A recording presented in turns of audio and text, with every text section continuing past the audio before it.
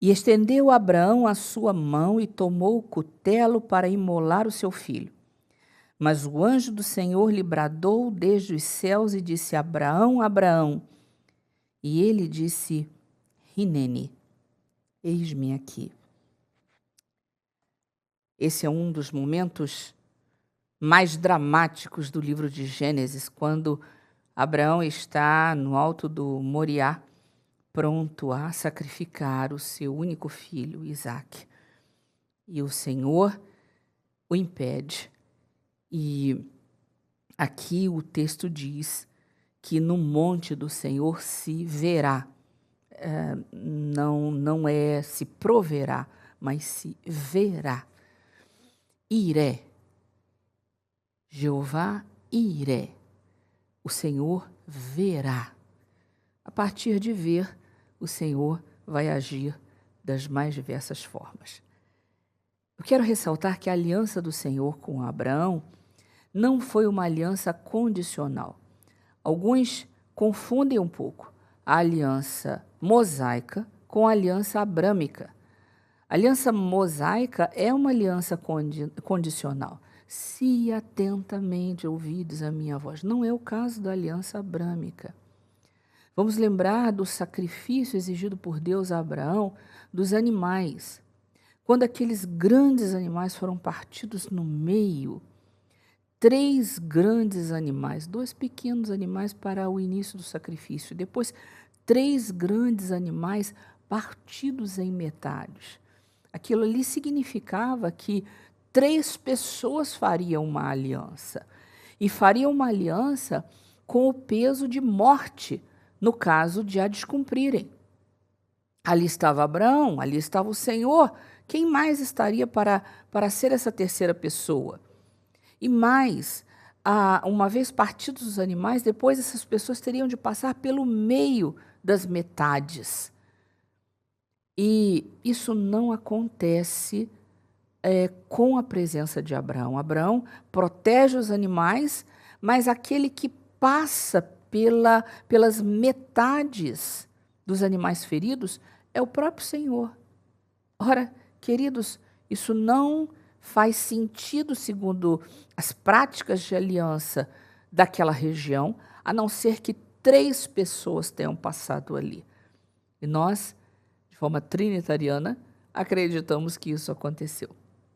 De tal maneira que apenas se o Pai deixar de existir, se o Filho sucumbir, se o Espírito do Senhor não existir mais, só assim a aliança feita pelo Senhor com Abraão será descumprida, perderá seu efeito.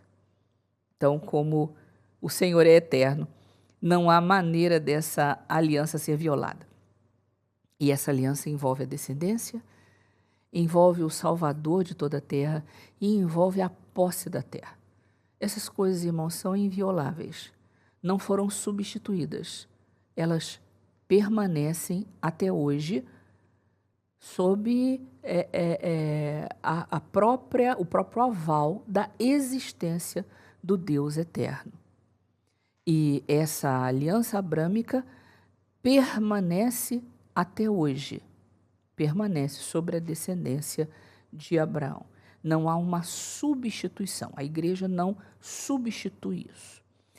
Pelo contrário, a igreja é beneficiada por essa aliança por conta da promessa do Salvador.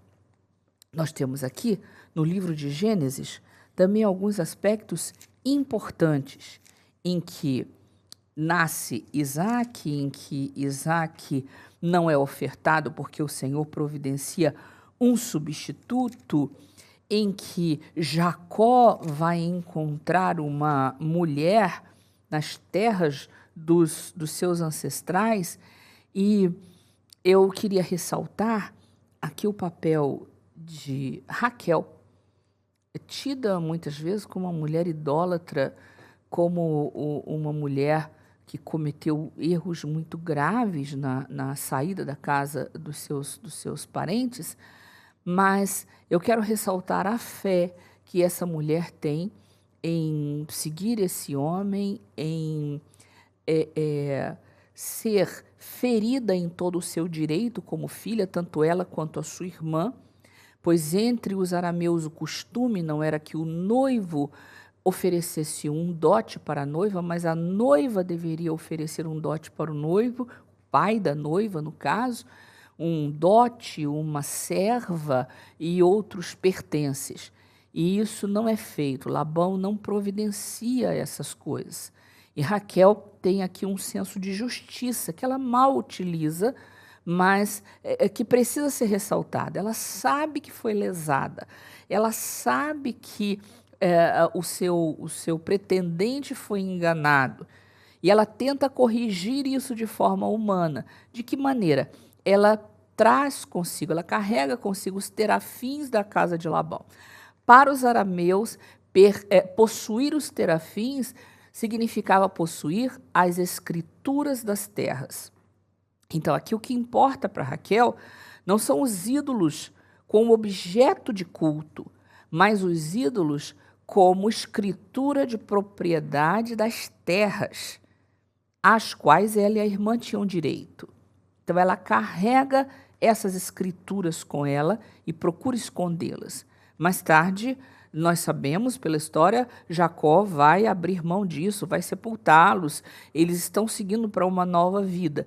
Mas eu preciso esclarecer aqui que o que ela queria era um ato de justiça, um ato de restauração das coisas que foram roubadas dela e de Lia.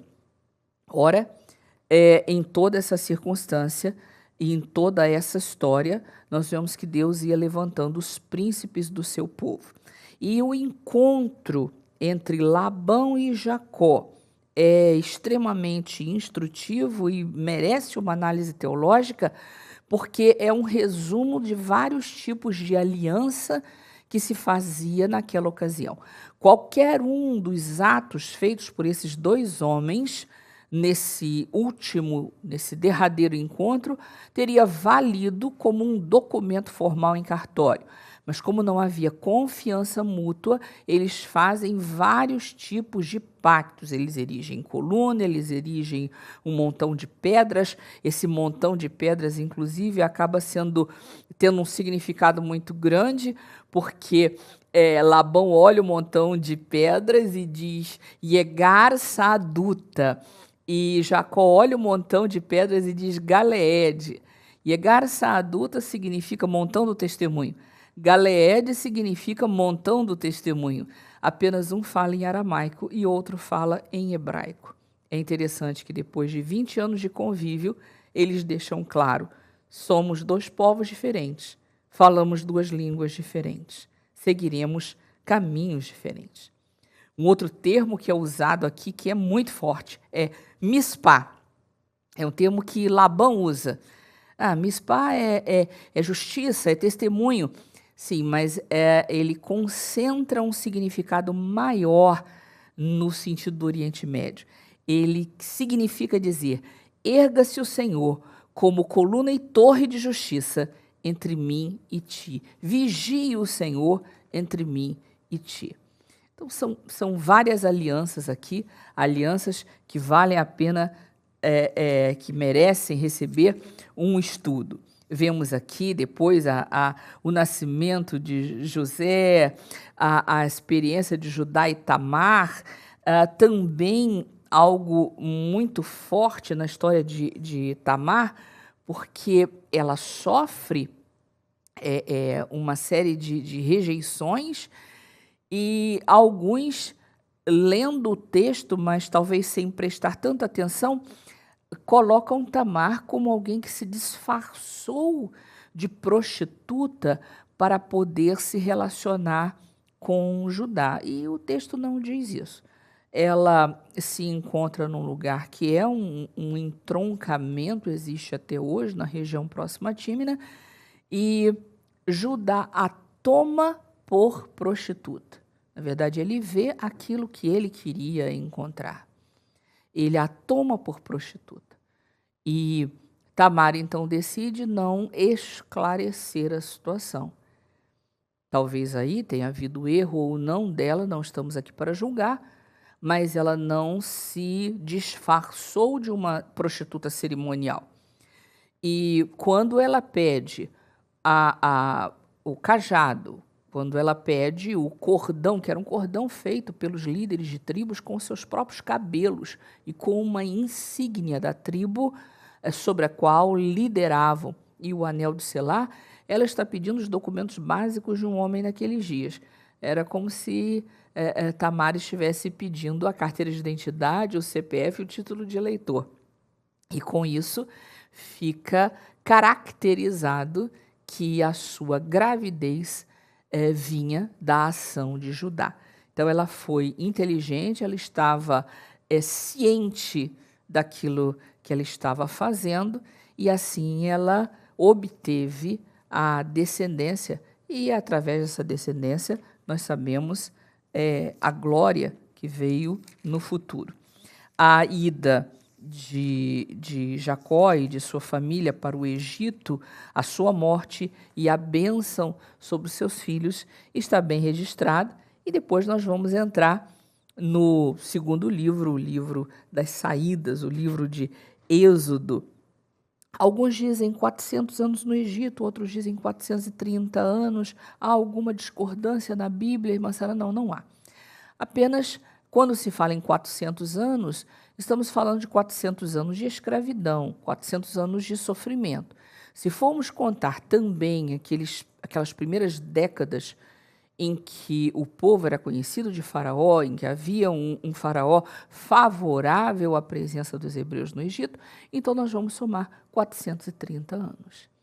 Quando, já nos referimos aqui na última aula, cumpriu-se a medida das afrontas dos amorreus, dos povos que habitavam a terra de Canaã, e cumpriu-se o tempo, o Senhor visitou o seu povo e levantou um libertador.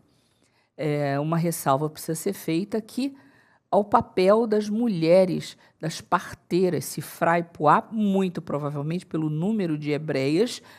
Elas não eram as únicas parteiras hebreias no Egito, provavelmente chefes de parteiras, mas foram diretamente responsáveis pela salvação de muitos meninos hebreus. E um desses meninos vem a ser Moisés, o libertador. E nós temos aqui toda a narrativa do seu nascimento, a narrativa da forma como o Senhor o faz identificar-se com o seu povo, a sua fuga, o retorno, a revelação de Deus através da sarça ardente, o entendimento desde o princípio de que o brilho de Deus, o fogo de Deus não precisa, independe de combustível de sarça qualquer para arder o seu fogo. Moisés é confrontado com essa realidade desde o princípio, e ele volta, e nós temos aqui teologicamente o conceito, mais uma vez, do sangue. Nós já temos esse sangue derramado na necessidade do próprio Criador de abater um animal para dele tirar a pele e cobrir Adão e Eva desnudos. Depois nós temos também a morte do animal para substituir Isaque. E aqui mais uma vez nós temos o cordeiro sendo morto, o seu sangue espargido nos umbrais das portas das casas dos hebreus para fazer a diferença entre a vida e a morte. O povo que ali sobreviveu àquela tragédia da morte dos primogênitos não sobreviveu por serem hebreus ou egípcios. A diferença não foi estarem em casa ou não. A diferença deveu-se ao sangue do Cordeiro. Somente pelo sangue.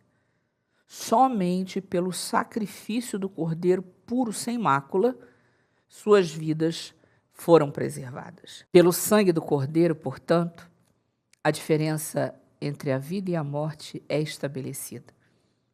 E assim o povo sai do Egito, e não sai do Egito de mãos vazias.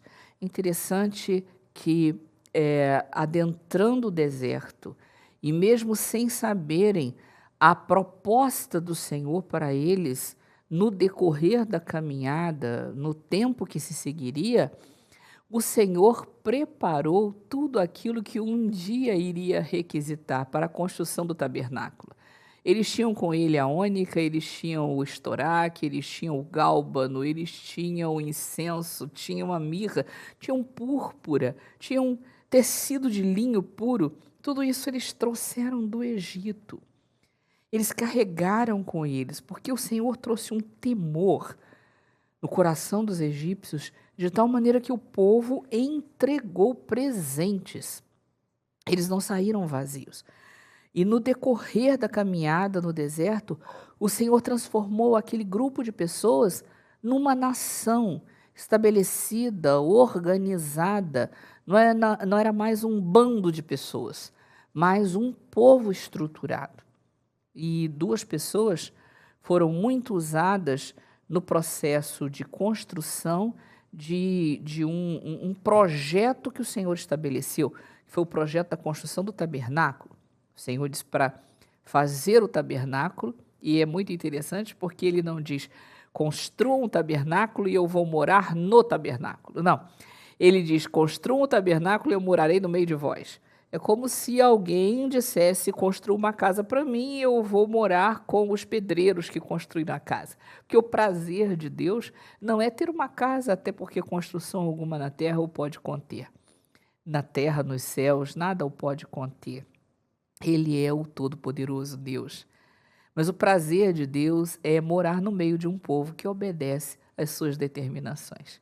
E 2 pessoas foram levantadas, muito especialmente Bezalel, que significa debaixo da sombra de Deus, e a Oliabe, cujo nome significa o Pai é a minha tenda. E a ordem a ser seguida é faça tudo segundo o modelo. Moisés não tinha o conhecimento de que esse modelo é um modelo celestial, de que esse modelo é algo que não é um símbolo de judaísmo. Um candelabro, a mesa dos pães, nada disso é símbolo de judaísmo, mas o que o Senhor traz, o que o Senhor revela é algo celestial.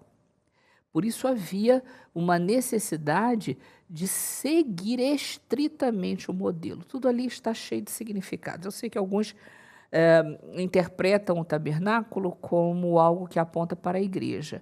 Eu entendo a interpretação, mas prefiro colocar que o tabernáculo vai apontar para Jesus Cristo. Desde as suas 60 colunas, porque 60 é o número 6, número do homem, multiplicado pelo número 10, que é o cumprimento pleno da lei, do decálogo.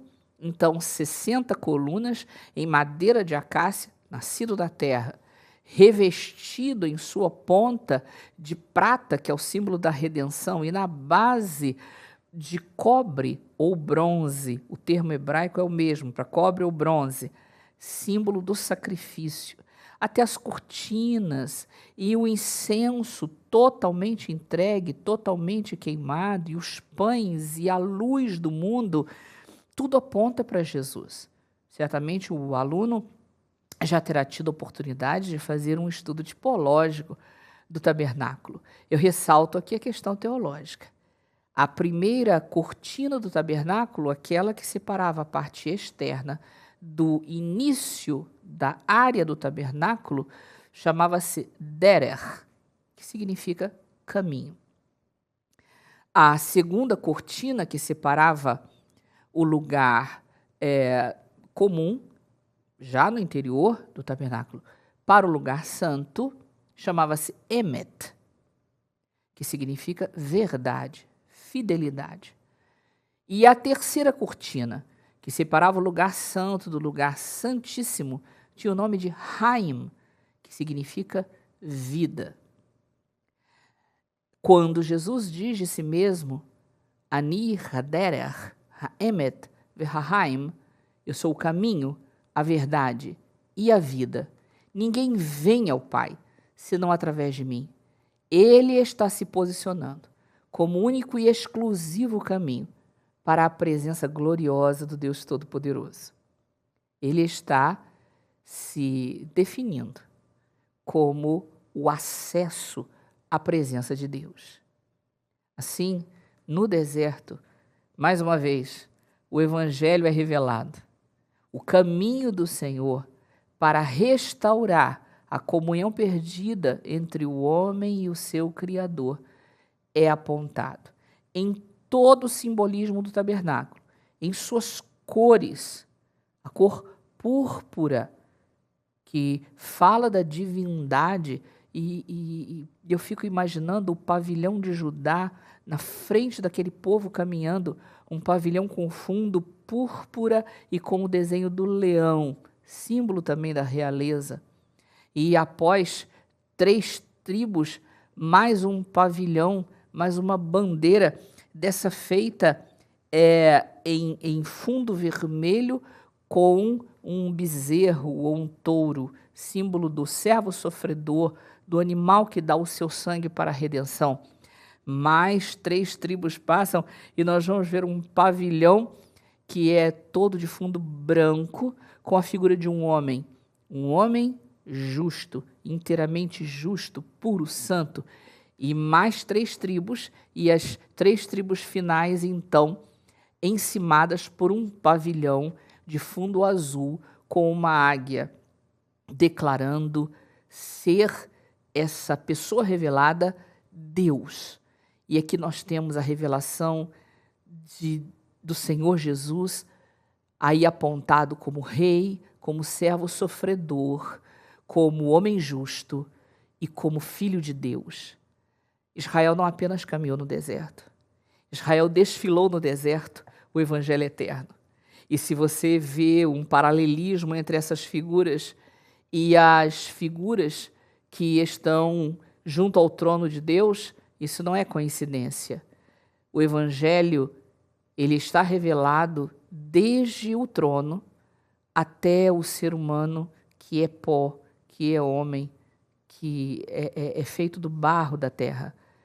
Israel caminhou no deserto com a revelação e com a proclamação do evangelho que hoje você prega e no qual você crê. Nós cremos, nós estudamos, nós amamos. Esse evangelho eterno está aqui desde o princípio.